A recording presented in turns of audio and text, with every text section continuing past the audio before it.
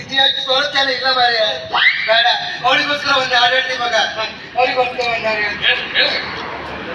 ಆ ಹೆಣ್ಣಿಗೋಸ್ಕರ ಒಂದು ಹಾಡು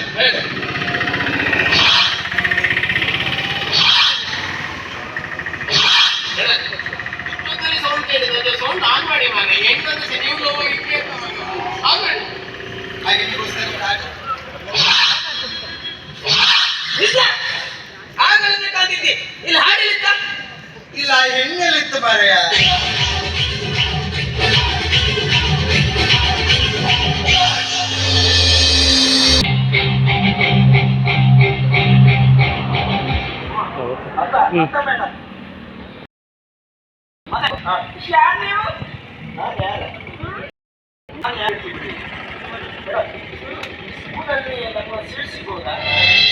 ಸ್ಕೂಲಲ್ಲಿ ಸೀಟಾ?